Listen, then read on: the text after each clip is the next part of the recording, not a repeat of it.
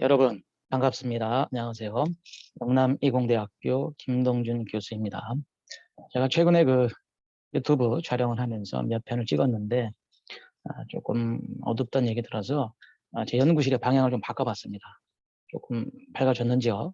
조금 더 좋게 영상을 찍어야 되는데 좀 더 노력하겠습니다. 제 뒤편에 보이는 저 많은 와인병들이 보이지 않습니까?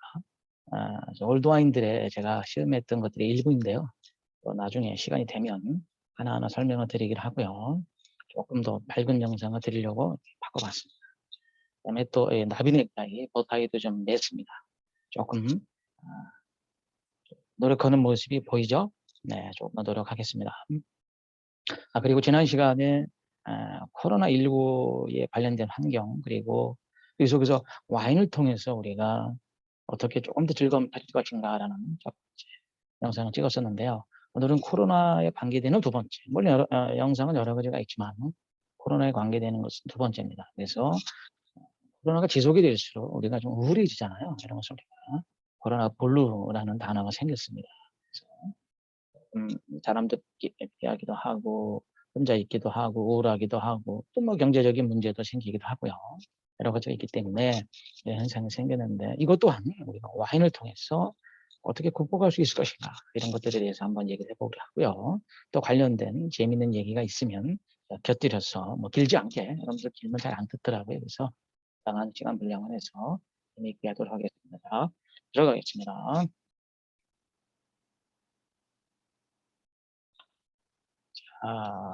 이거 역시 영남일보죠. 영남일보에 제가 기고했던 글인데요.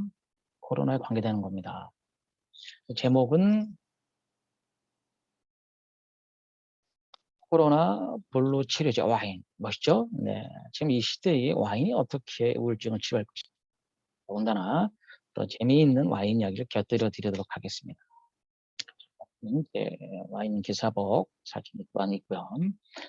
읽겠습니다. 와인은 포도 과육의 당분과 자연 효모의 발효의 결과물로 숙성이 가능한 신비한 수다. 그렇습니다. 포도는 우리가 일반적으로 집에서 뭐 인삼주를 담근다거나 부모님들이 이렇게 설탕을 넣어서 소주를 이런 개념이 아니고요. 포도를 으깨면 그 자체에 당분이 있어서 껍데기에 있는 효모가 발효가 되는 자연 발효되는 지구상에서 유일한 몇 개 안 되는 술 중에 하나의 신비한 술이다. 여러 가지 이제 어원은 있지만 오늘은 뭐 코로나에 관계되는 거니까 또 추후에 포도의 어원, 역사 이런 것들은 또 살펴보는 시간이 있을 겁니다.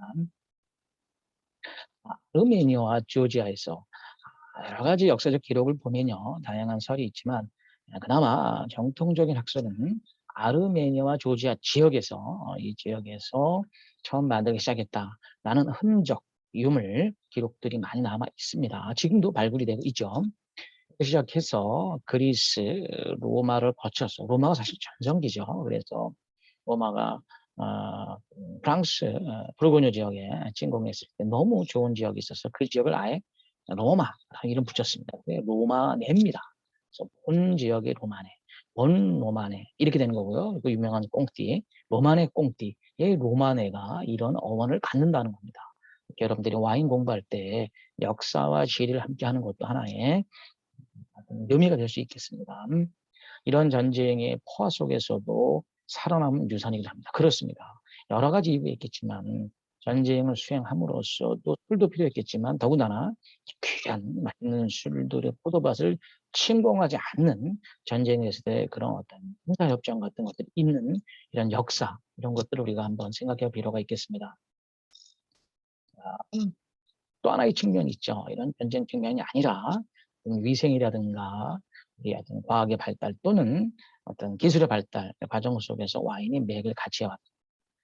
지금처럼 상수도가 구비되기 전까지 전염병이 많이 있지 않습니까? 물론 뭐 지금도 전염병이 있지만 그런 자연에 대한 침범의 이유이고요. 과거에는 그게 아니라 비위생적인 것이 비롯되었대도 과언이 아니겠죠. 이럴 때 아주 취약했던 시대에는 와인이 귀한 음료였어요. 왜냐? 위생도 취약해서 병이 생기는데 약도 없었잖아요. 그랬을 때는 이 신비한 이 포도주가 혹시나 물 대신에 깨끗한 물이 없잖아요. 없잖아요. 수도가. 하수도는 뭐 하천이지만 상수도가 있어야 먹는 물이 있지 않습니까? 근데 그런 게 없었잖아요. 옛날에는 로마 시대 이전에. 그럴 때는 이런 술이 먼저 있었기 때문에 술을 물에다 타먹었습니다. 이랬을 때는 물처럼 뭔가 깨끗해지는 어떤 신체에 들어 약이 된다. 이런 어떤 의미가 있었고요. 굉장히 비쌌습니다. 그리고 좀 상류층만 먹는 그런 역사가 있었습니다. 지금하고는 전혀 다르죠. 이러한 어떤 기본적인 서론을 가지고 중세로 들어갑니다. 중세에는 부르고뉴 중심의 수도원에서 종교적인 미사, 경제적인 운영의 이유로 와인이 비약주를 발견해 그렇습니다. 뭐 거창하게 중세라고 얘기하는데요. 여러분들 뭐 고대 지나서 중세, 현대, 현대인데 중세라고 했을 때 포도의 관점에서는 프랑스만 보면 보르도와 부르고뉴 2대 지역이 있지 않습니까? 그 중에 중세의 부르고뉴죠. 이때는 지금으로 보면 종교적으로 수도원, 수도승들이 종교적인 활동을 하기 위해서 매진했던 그런 역사적. 근데 이 당시에는 지금으로 보면 교회죠. 지금으로 보면 교회인데 그때 수도원들이 경제적 활동을 하게 되고 또 미사. 지금은 뭐 우리 한국 기독교는 절대 술 안 먹지만 예전에 이런 수도원들에서는 술을 빚어서 술로 미사, 제사, 예배를 드렸죠. 그랬을 때 필요했던 것이 와인이었습니다. 또 이것을 팔아서 운영을 해야 또 수도원 교회가 운영이 됐다는 경제적인 면도 사실 있는 겁니다. 자, 유명한 로마의 꽁띠 말씀드렸죠. 그 지금 프랑스의 보르고뉴 지방의 꼬뚜 도루라는 지역이 있는데 그 중에 꼬뚜 드뉴의 피노누아 포도가 유명한 이때 본 로마네 지역에 가장 현재 지구상에서 비싸게 팔리는 것이 로마네 꽁띠죠. 꽁띠는 사람 이름이고요. 로마네는 지역 이름입니다. 자, 콜로도 부쪼. 원래는 이제 부쪼인데요. 부쪼인데, 부쪼 지역이죠. 이런, 부쪼 마을인데요. 끌로는 뭐냐면, 프랑스 말로 담쟁이, 돌담 이런 뜻입니다. 그래서, 부쪼의 돌담 이런 뜻입니다. 그래서, 이것도 좀 유명한 기업 회장님이 되신다 유명해졌는데요. 말도 굉장히 좋습니다. 이런 것들이 역사 얘기하는 건 뭐냐면, 이렇게 중세부터 교회와 맥을 같이 해온 오래된 전통 있는 살아남은 어떤 플럭스라는 균에서도 이겨낸 지구상의 유일한 포도밭 중에 하나라는 겁니다. 물론 뭐 지금 굉장히 가격이 비싼 것은 맛도 좋습니다. 오래 뭐 150년 보관도 되지만 중요한 것은 이런 역사입니다. 중세부터 수도원 교회 그래서 이렇게 유명해졌어 전통 로마네 꽁띠 끌로도 붙죠. 그랑크루라는 건 이제 등급 제도인데요. 제가 지난 시간에 프랑스의 AOC 원산지 규정은 설명을 드렸고요. 이 국가에서의 원산지 규정 이전에 1855년이겠습니다. 1855년경에 포도 생산자들이 모여서 뭐 박람회를 전시를 합니다. 이때 그 마케팅이나 자신들의 어떤 그 비즈니스를 위해서 이제 등급제를 만듭니다. 이제 꾸루 제도인데요. 여기서 만든 것이 이제 그랑꾸루 클라스가 제일 좋은 거고요. 그다음에 더 좋은 것은 프레미의 그랑꾸루, 그 밑에는 꾸루 부르좌 이렇게 되고요. 부르고뉴는 틀립니다. 지난 시간에 말씀드린 다시 반복드리면 부르고뉴는 어떻게 된다? 그랑꾸루, 그다음에 프레미의 쿠 이런 식으로 제도가 있는 겁니다. 그래서 포도 생산자들이 정부의 AOC 규정 이전에 아주 오래됐습니다. 1800년대에 포도밭 꾸루 제도를 만들어서 등급을 나눠놨습니다. 그래서 특등급도 다시 1등급에서 5등급으로 내놓고 굉장히 복잡합니다. 복잡하니까 좀 더 와인 공부할 때 이 등급은 뭐 세세적인 뭐 1등, 2등 이렇게 따지지 마시고 각 지역별로 나와 있는 큼직큼직한 유명 와인들의 등급을 알면 되겠습니다. 그다음에 더 이제 전문적으로 이제 되게 되면 하나하나 따지는데 너무 일릅니다. 그래서 관심을 갖고 애호가가 되고 전문가가 되는 건 나중입니다. 나중이니까 어렵게 생각하지 마시고요. 하나하나 생각하시면 되겠습니다. 그 다음에 꼬르똥 샤룰만입니다. 그래서 꼬르똥은 알록스 꼬르똥 지역이죠. 알록스 꼬르똥 지역인데요. 샤룰만이는 황제 이름입니다. 그래서 대개 9세기 와인은 지역명이 와인 이름으로 되고 포도 이름이 안 들어갑니다. 블렌딩이 되니까 거의. 물론 뭐 부르고뉴는 피노누아가 단품일 경우가 많고 포메르 지역은 멜롯이 단품인 경우 있죠. 페트루스 같은 경우에. 그러나 신세계 지역은 포도 이름이 라벨이 들어가서 구별하기가 쉽습니다. 이 차이입니다. 그런데 불구하고 9세기 와인에 이런 빵 스윗 발리아돌 지역에 이 지역만 있는 게 아니라 지역 대 지역 이름이 붙어 있기도 하고요. 그 다음에 사람 이름이 들어가기도 합니다. 여기서 말하는 꼬르똥 샤를메는 황제입니다. 황제고 알록스 꼬르똥 지역의 샤를메니 황제를 기념하기 위해서 이름이 들어간 겁니다. 물론 뭐 이런 지식도 중요하지만 지금 여기서 이 얘기를 하는 이유는 뭐야? 중세 부르고뉴 지역의 수도원 시대부터 오랜 전통을 가져서 지금까지도 전통을 지키는 게 유명한 와이너리다. 이거 알아야 됩니다. 막공입니다. 막공은 보르고뉴의 코트 도르, 코트 드뉴, 코트 드본, 코트 시알로네 조금 밑에 막고네라는 지역이 있습니다. 막고네 여기에 유명한 와인이 막공. 화이트 와인은 참고로 알아두세요. 뿌이뿌세가 있습니다. 이런 것들이 굉장히 중요하다. 뭐 이 위에도 많이 있는데요. 자, 대표적으로 꼭 알아두십시오. 로만의 꽁띠, 클로드 부쪼, 크루제도, 그 다음에 코르똥 샤르마뉴, 그 다음에 마콩. 그러니까 9세기에는 지역을입니다. 또 지역 대 지역이 이름이 붙기도 하고요. 유명한 와인을 갖다 쓰기도 하고, 유명한 지역, 그다음 사람 이름이 들어가기도 합니다. 물론 뭐 이렇게 전통적인 와인들을 설명을 했는데요. 그런 전통을 좀 떠나서 이 지역에 좀 더 유명한 와인들을 몇 개 설명을 해드리겠습니다. 주브레 생베르땡이 있습니다. 주브레 생베르땡 들어보세요.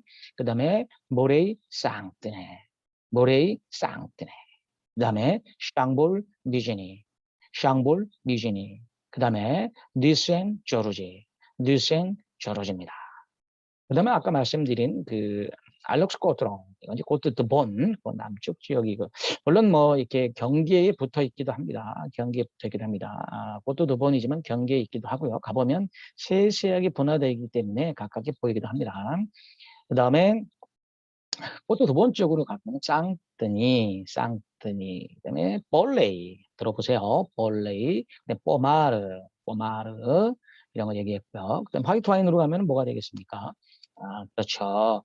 아, 1순위, 그렇죠. 몽나쉐도 지역이 여러 가지가 있는데, 대표적으로 샤샤니 몽나쉐, 그리고 블리나 몽나쉐, 그다음에 메류쉐가 있습니다. 아까 얘기한 알록스 코트롱 지역은 또 화이트가 더 유명하기도 합니다. 그 다음에 이제 그 밑에 살로네즈 지역에는 제일 유명한 게 머큐리, 또 여러분들 흔히 접할 수 있는 지브리, 이런 와인들이 있습니다. 좀 어렵죠? 그러니까 다음에 또 자세하게 이야기를 하고요. 이런 정도로 한번 들어놓는 거로 만족하세요. 너무 어렵게 생각하지 마세요. 자, 지금 얘기한 부르고뉴 지역 이외에도 약간 옆으로 프랑스 지도를 보게 되면요. 중앙 지역에 길게 늘어선 지역이 있습니다. 그게 루아르입니다. 루아르. 또한 이 루아르 지역에도 전통이 있다. 여기까지 영향을 미쳤는데 대표적인 지역이 상세르, 미스카데, 뿌이뿌메, 이런 것들이 영향이 있다고 생각할 수 있습니다. 여러분들 그 마트에 가면 상세르나 미스카데 와인들 많이 있습니다. 근데 좀 하나 추천을 드리면 여기에서 말하는 뿌이뿌메입니다. 화이트 와인인데요. 이 뿌이뿌메는 이 지역에 다른 포도들도 많이 있지만 쇼비뇽 블랑으로 유명해진 와인. 뿌이뿌메 꼭 기억을 해두십시오. 자, 이 당시 교회죠. 수도사들에게 음주 기회가 있어서 무려 와인 4리터를 한 번에 마시는 오늘날의 완샷을 연상케 하는 전통이 있습니다. 근데 이해 안 되시죠? 이걸 재미있게 들으셔야 됩니다. 재미있게. 우리가 재미라는 것은 지금의 생각을 버리고 과거의 그 당시의 역사를 그대로 역지사지 입장을 해보는 겁니다. 그 당시의 교회는 아까 말씀드린 대로 사정이 있었습니다. 그렇기 때문에 그 당시의 사정상 수도사를 뽑을 때도 최용 시험에 술을 마셨다고 합니다. 지금 같은 그런 술이 아니고요. 물을 많이 섞었습니다. 섞은 이유는 아시겠죠? 예전에 대한 상망, 그 다음에 경제력 문제, 그 다음에 상하수도 문제, 그 다음에 고가, 귀족, 이런 문제가 있었습니다. 예전에 그 오래된 벽화 같은 데서 사람을 이렇게 들고 가는 모습이 있죠. 그게 포도주 취해서 들고 가는 겁니다. 오늘 보면 대리운전 비슷하죠. 그건 아무나 못합니다. 돈이 많은 사람들이 포도주를 먹어서 술이 취해서 밀려가는데 뭐 어떻게 보면 이해가 안 돼요. 그 당시로 보면은 자랑하는 그 당시 문화입니다. 그 당시 문화를 이해할 때 재미가 있습니다. 오늘날의 완샷, 예, 우리가 쓰는 여러 가지 단어들이 있는데 역사적으로 보면 참 유사한 것들이 많이 있습니다. 당시에는 꿀보다 설탕이 오히려 비쌌죠. 지금 또 이해가 안 되지만 처음에 설탕이 개발될 때, 왜냐하면 꿀은 자연적으로 있는 거고 설탕은 처음 개발될 때는 비쌌던 거죠. 지금은 근데 반대죠. 그 당시 이랬다는 거예요. 이런 전통이 있었고 당시는 또 설탕이 없어서 와인에 포도 물 설탕을 넣어서 만든 피게트라는 피게트를 만들어서 이렇게 포도 물 설탕을 섞어서 그 당시에 피게트를 만든 먹는 것도 유행이었다는 거죠. 그리고 고가의 향신료를 더 만든 히포크라가 유행이었습니다. 여러분들 그거 아시죠? 지금하고 다릅니다. 예전에는 향신료 하나 정향 이런 거 꽃봉오리를 말리는 거죠. 지금은 후추 비슷한 것인데 이런 것들 때문에 전쟁도 했습니다. 모욕을 통해서. 그러니까 그 당시의 상황에서 중요성의 전쟁, 돈 이런 관계가 있었던 겁니다. 그래서 이 당시에 어떤 그 문제, 그다음에 히포크라 이런 것들이 있었다. 향신료와 포도, 물, 설탕을 섞고 이런 것들이 싸지 않았다. 귀족들 또는 돈 있는 사람들에 대한 뽐내는 그런 거예요. 그래서 실려가는데도 이건 굉장히 돈이 있는 집이나 저랬구나 이런 거. 물론 나중에 이제 중세 지나서 이제 로마 번성기 때는 지금처럼 우리 바라는 게 있지 않습니까? 그래서 로마에는 바 같은 게 많아서 한 잔 더 걸쳐서 한 잔 먹고 이런 것들이 많이 있었습니다. 여러분들 지금 생각하는 로마의 그런 어떤 어렴풋한 게 아니고 굉장히 뭐라 그럴까요? 인터넷 이런 것만 없었지 사실은 있을 거는 다 있었던 겁니다. 인간이 누릴 수 있는 향락은 다 있었어요. 그것도 대중화되면서 일반인들 와서 포도 한 잔 다 걸치고 그것이 또 당나라 또 이세백한테 영향 미치고 또 양귀비가 관련이 되고 그 선물을 준 거 술도 먹고 시를 쓰고 또 사실은 그때 우리가 신라 시대입니다. 신라 시대에 있는 그런 잔이 혹시나 와인잔은 아니었을까? 우리 한국의 역사적인 어떤 공부라든가 가장 고증이 필요하다고 저는 생각합니다. 하지만 와인에 대한 기록을 조사하는 건 없지 않습니까? 중학교나 사교때. 다음으로 넘어가겠습니다. 얘기하다 보면 이것저것 재밌는 얘기들이 많이 남아서 좀 길어지네요. 와인은 위장으로 먹는 것이 아니라 영혼으로 마시는 음식이다. 그 말이죠. 정말 단순한 술이라는 게 아니에요. 음식도 영혼을 담은 음식이다. 독일의 호프만은 코믹 오페라를 작곡하고 싶은 샴페인을 마시면 흥이 나잖아요. 종교 음악의 작곡을 원한다면 스위트한을 마셔라. 스위트한을 먹으면 거기에 걸맞는 분위기가 나온다는 겁니다. 작곡을 원한다면 공장에서 부르고뉴 와인을 마셔라. 굉장히 고급스럽고 섬세하고 우아해지지 않습니까? 음악가뿐만이 아니라 시인들에게는 유쾌한 아이디어를, 철학자들에게는 고귀한 생각을 가져올 수 있다. 맞습니다. 와인은요, 여러분들, 함으로써 단지 술이 아니라 각자 다양한 장르가 있잖아요. 각자 처한 장르에서 촉매자가 되고 뭔가 좋은 일이 있을 수 있는 수단이 될 수 있다는 거죠. 그렇게 여러분들이 거꾸로 이용해 보라는 겁니다. 좋습니다.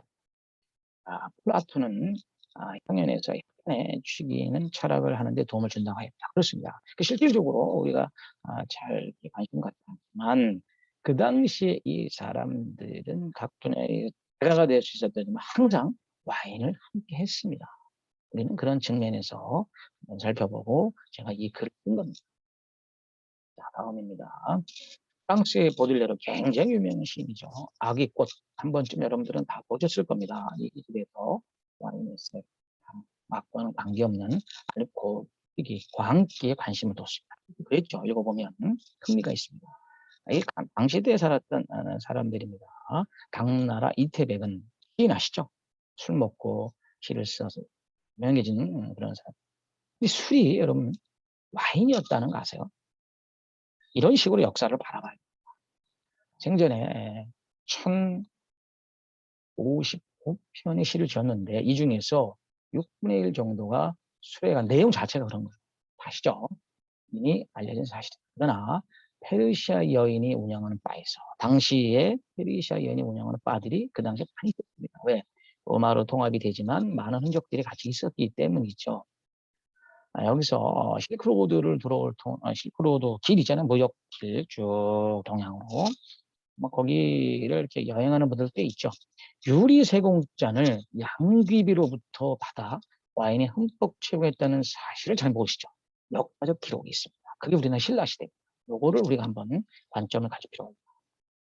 혹시 신라에서 발견되는 유리잔으로 와인을 마시던 것은 아니었는지 저는 개인적으로 굉장히 궁금하기도 합니다. 와인은 이처럼 예술에 영향을 미치는 영혼의 숲입니다. 후보자의 경우 어떤 와인을 선택하여 마실지에 대한 문제는 쉽지 않습니다. 그렇죠. 그러나 어렵게 생각하지 말고요. 하나하나 단계적으로 관심을 가져보라는 얘기입니다. 저가격의 와인이 집에 맛있다 남은 와인을 이용해서 이런 게 있다면 집에 보면 있잖아요. 예를 들면 선물을 받았는데 잘 모르니까 그냥 두었다가 혹시 상했나 아니나 대충 맛있다 음식에 넣고 이런 것들이 많이 있습니다. 일반적으로 그러지 말고 관심을 가지란 겁니다.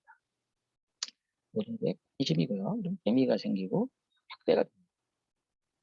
자, 하나 제가 예를 드는 겁니다. 이런 게 있다면 이걸 갖고 한번 만들어 보세요. 최근에 이제 시중에서 많이 팔리죠. 뱅쇼라는 건데 원래는 글루바인입니다. 글루바인 독일의 추운 지방에서 이렇게 포장마차 같은 데서 팝니다. 우리로 말하면 수정과 같은 걸 데운 것 같은 건데요. 감기 예방도 되고요. 그래서 와인에다가 약재를 넣어서 달콤한 끓여서 먹는 겁니다. 글루바인 이걸 만들어 보자는 겁니다. 먼저 레드 와인을 준비해서요. 이 볼이 약간 넓은 팬 있지 않습니까? 준비하세요. 해보세요. 여기에 사과, 귤과 같은 계절 과일을 넣고 약 1시간 동안 일단 두세요. 이건 사전 준비적 절인다 이런 개념입니다. 다음으로 계피 할 수 있습니다. 생강을 넣고 일단 끓입니다. 그리고 후추, 로즈마리, 향신료죠. 꿀을 넣고 약한 불에서 처음에는 끓이다가 줄여야 됩니다. 그래서 한 20분 정도 약불에서 바글바글하게 해주는 겁니다. 마지막으로 불을 꺼요. 그 다음에 미지근할 때까지 두었다가 와인을만 거르죠. 왜냐면 그 내용물들하고 이제 분리하는 겁니다. 그래서 걸러서 식었을 때 먹으면 굉장히 맛이 좋고 건강에 좋고 선물용도 좋습니다. 다음, 제가 실질적으로 우리가 실생활에서 할 수 있는 그런 사례를 들어드리는 겁니다.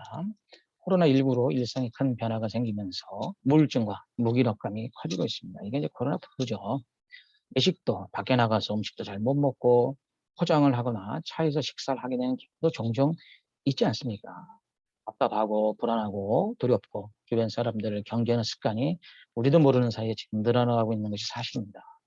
변화된 일상을 받아들이고 규칙적인 생활을 해서 생활 활동을 꾸준히 이렇게 하는 것도 여러분 하고 계시죠? 이런 것도 이제 중요하다는 거죠, 일단.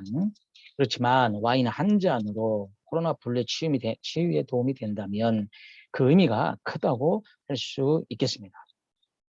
소주 만든 와인을 마시면서 아까 제가 설명드린 글루바인 이런 거 얼마나 좋습니까? 우리 와인 남은 있으면 버리지 말고 하나하나 해보세요. 베이토벤의 교향곡, 영웅, 운명 이런 걸 한번 들어보세요. 비싼 샴페인보다 끊임없이 솟아오르는 어떤 열정, 혹 쏘는 싱그러움, 더욱 가벼워지는 마치 예술가와 같은 영혼을 여러분 스스로 그렇게 된 것처럼 이렇게 좋은 착각이 일어날 수 있다는 겁니다. 와인은 성경에도 443번이나 언급되고 척박한 땅에서 열매를 맺는 무려 28m 이상 건조하고 뜨겁고 땅이 비옥하지 않은 이런 데서만 열매가 맺어진다는 사실은 우리 인간의 인생과 유사한 것이 저는 포도라고 생각합니다. 이런 상징으로 묘사되어 왔습니다. 실제로 코로나19 시대의 와인이 우리 모두의 위안과 휴식이 되기를 제가 한번 희망해 봅니다. 화이팅이고요. 자, 여러분은 어떻습니까? 오늘 코로나에 관계된 내용은 두 번째고요. 저번에는 이제 코로나에 관계되는 일반론이면 두 번째는 이 블루처럼 이렇게 우울증이 늘어날 때 어떻게 할 것이냐. 그래서 우리가 코로나 블루를 극복할 수 있고 또 글루바인처럼 우리가 와인을 만들어서 또 먹을 수도 있고요. 또 생각을 바꾸고 또 중요한 것은 제가 와인의 역사를 원부터 해서 중세, 중심의 부르고뉴의 로마니 꽁띠, 클로드 부쪼 등등 이런 것들을 설명한 어떤 그 수도사들을 뽑을 때에 술을 먹었다든가 이런 재밌는 것들을 끌어들이는 이유는 뭐냐면요. 이태백 시인까지 양귀비에게 신라시대 이런 얘기는 뭐냐면 이렇게 글와인 같은 걸 만들어서 재미도 좋지만 이 와인에 담겨진 오랜 전통 이런 것을 보면서 여러분들이 재미를 가져라 이런 얘기입니다.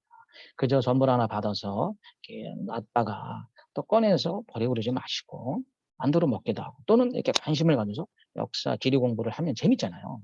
재밌잖아요. 아까 말씀드린 몇 가지 에피소드 같은 거 재밌잖아요. 이런 것들을 보면서 마셔보고 이렇게 애호가가 돼서 나중에 전문가. 그래서 제가 이 글을 썼습니다. 어, 관심을 갖고 여러분들이 와인을 많이 즐겨주시길 바랍니다. 자, 감사합니다. 오늘은 여기까지 하겠습니다.